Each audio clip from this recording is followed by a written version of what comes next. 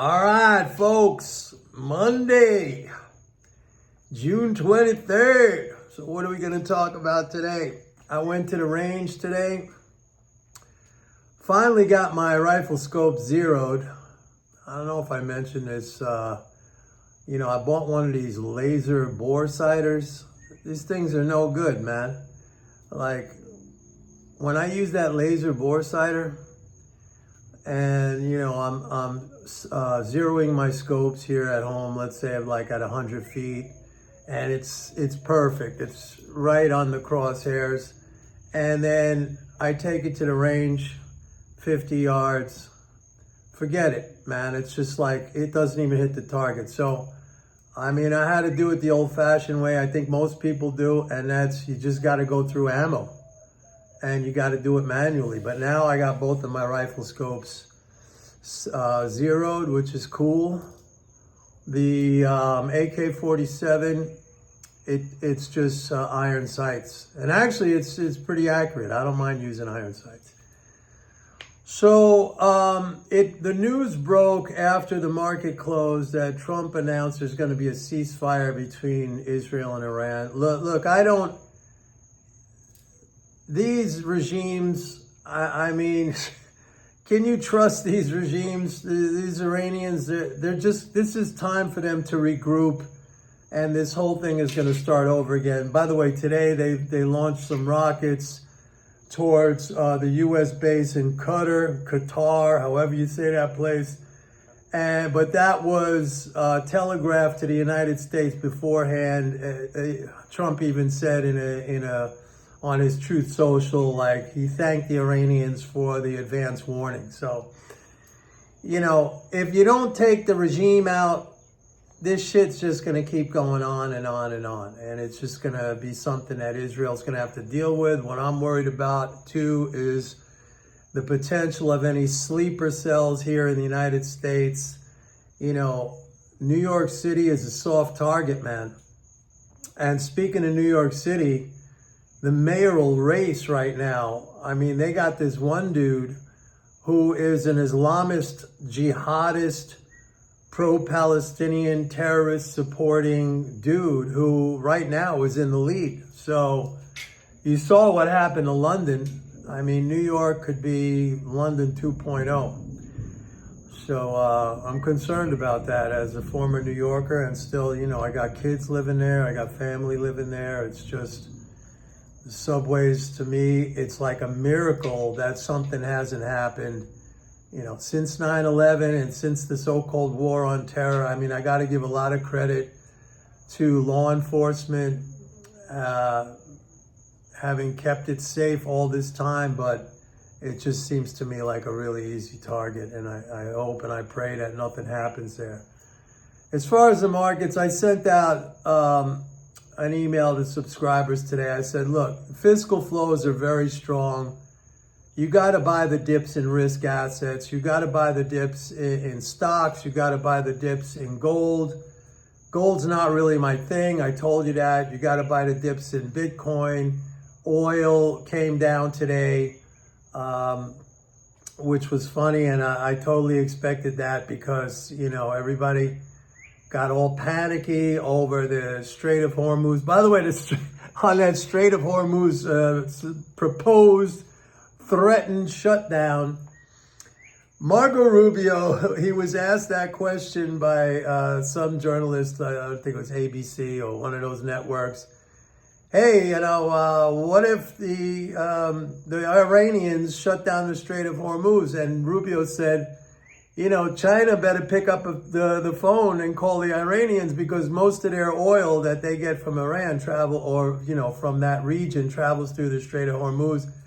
And then we find out in the afternoon that China did call Iran and say, hey man, you better not be shutting down the Strait of Hormuz. So that's that of the picture, and that triggered off selling in oil. But I think you got to buy the pullbacks in oil. When I look at the supply-demand situation, we're still in deficit inventory-wise on crude, distillate, gasoline not so much, but it's still down year over year.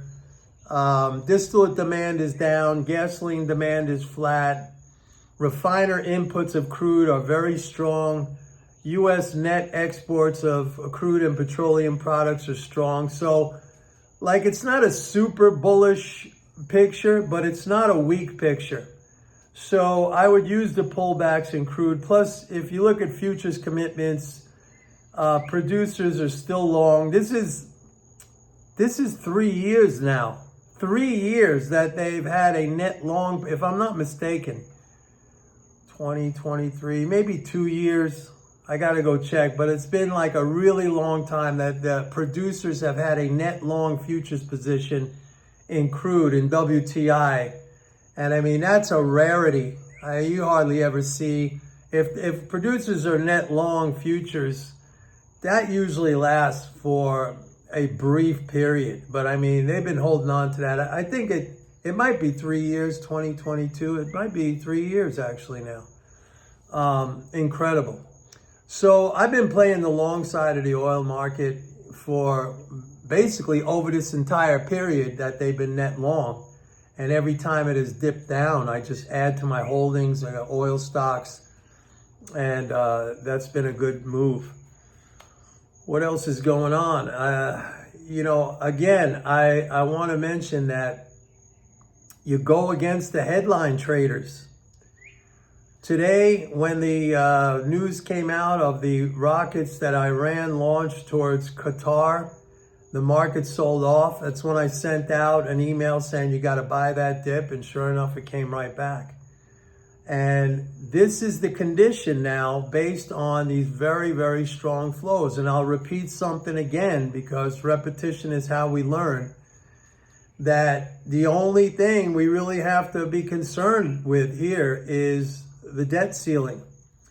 And as long as, if Congress raises the debt ceiling in the big, beautiful bill, I think now attention is probably going to turn back to that because we got through this whole Iran thing, at least for now. If Congress raises the debt ceiling, we're going in another leg of this bull market up. If they don't raise the debt ceiling and we hit the so-called, X date, when the government hits the hard limit of the debt ceiling, I've explained it before, that triggers a vicious circle down. Government can only spend what it takes in taxes. Taxes can only be paid by government spending. So economic growth slows, tax receipts go down, government spending goes down, economic growth slows, tax receipts go down, government spending goes down, and on and on and on. You circle down the drain until at some point you get some kind of a support from the automatic stabilizers, but even those are going to be compromised because they're only going to be able to stabilize to the extent that, the government's taking in enough taxes. And so, they're not going to work. They're not going to work. It's a bad, bad scenario if that happens. I'm telling you right now.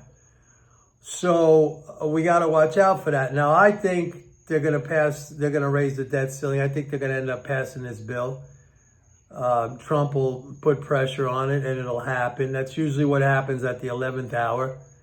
So I'm not that worried about it. I think it's going to be okay. And once they pass it, and stocks are going up. I mean, the flows are just too strong, and I don't see anything, and I don't think there's anything in this bill. I mean, the only other thing I could think of is maybe when some of these Doge cuts, we've all forgotten about the Doge, but some of these things are going to happen in October because I think the layoffs, the government layoffs, people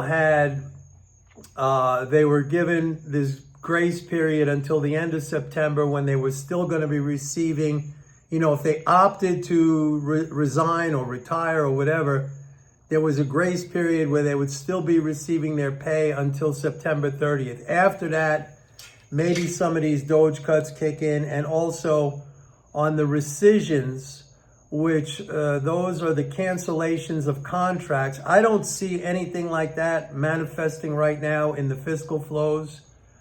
But if I do, I'll let you know. Other than that, everything looks like, same strategy here. Buy the dips and risk assets, and let's keep our fingers crossed on the debt ceiling. That's it for today. Please like and subscribe, and don't forget, go to my website, pitbulleconomics.com. Sign up for a 30-day free trial to MMT Trader. See you tomorrow. Bye.